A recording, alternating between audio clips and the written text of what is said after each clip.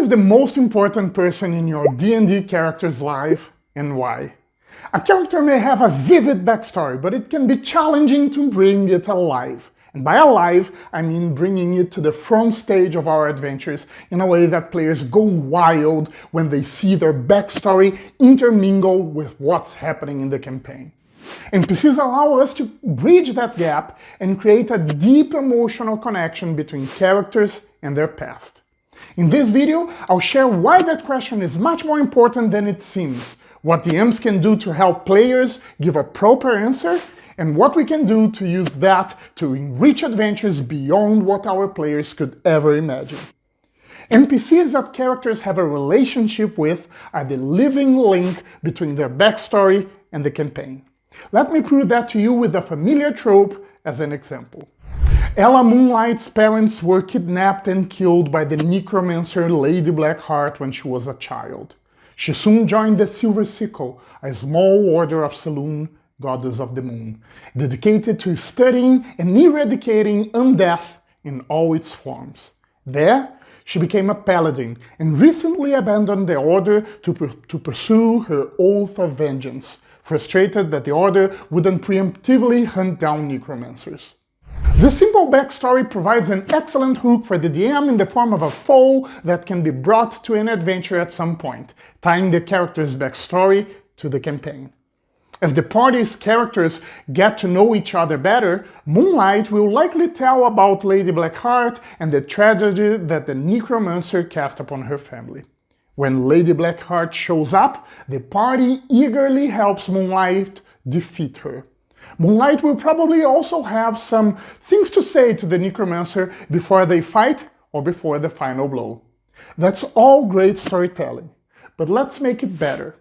When my player presented this backstory to me in session 0, I immediately loved it, but I asked her if she would mind adding a younger sister who stayed as an acolyte in the Silver Sickle when she left to become an adventurer. She questioned me right away if I was asking that only so I could murder her little sister. I said, "Oh, of course not." And then I killed her. No, I didn't.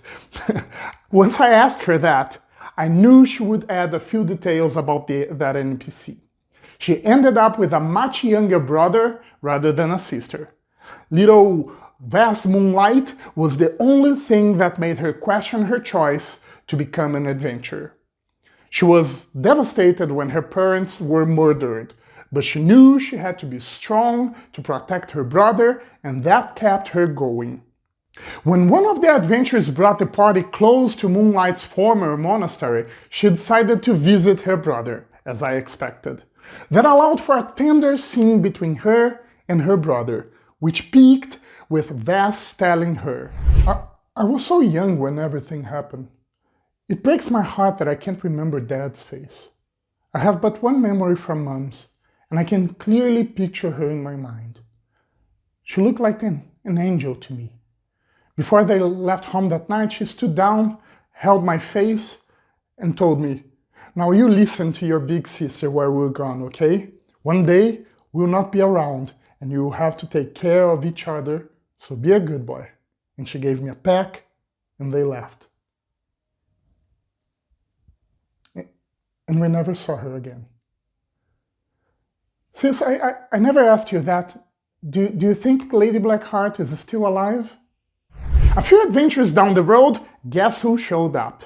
Moonlight's player had a lot to say to Lady Blackheart, and when she plowed her sword across the necromancer's heart, she whispered in her ear, "That's for what you made my little brother feel."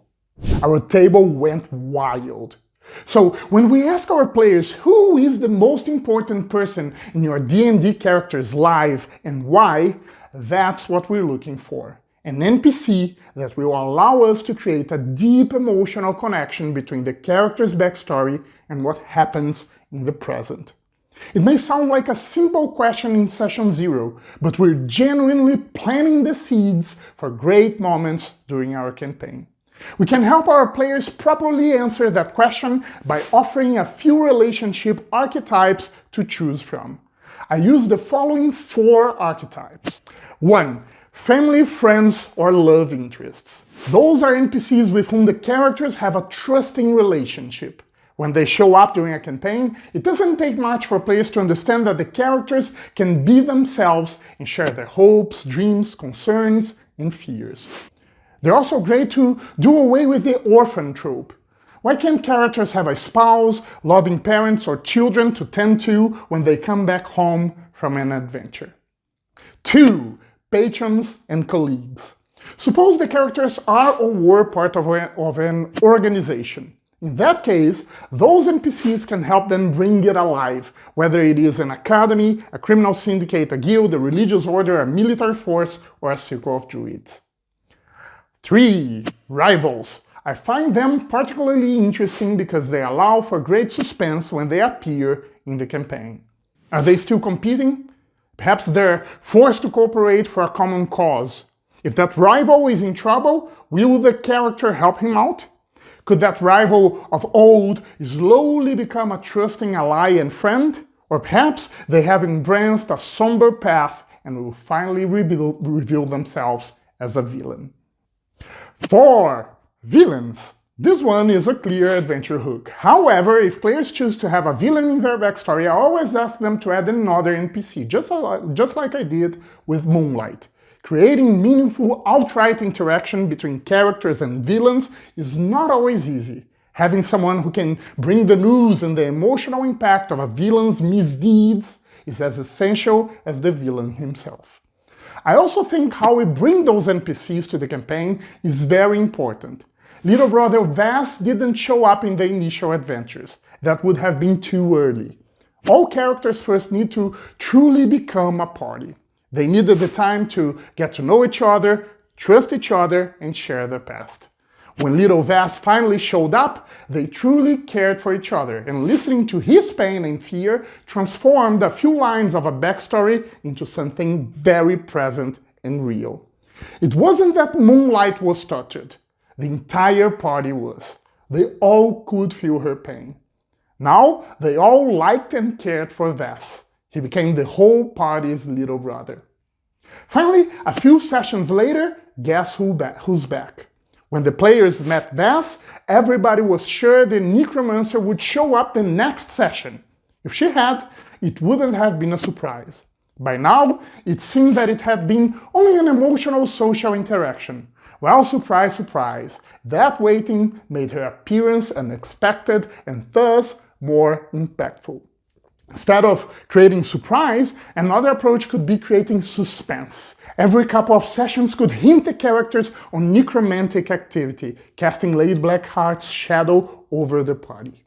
Either way, when the party finally met Lady Blackheart, everyone despised her from the bottom of their souls. The character's individual hardships had become the concern of the entire group, and thus an adventure for the whole party, not only for Moonlight's player.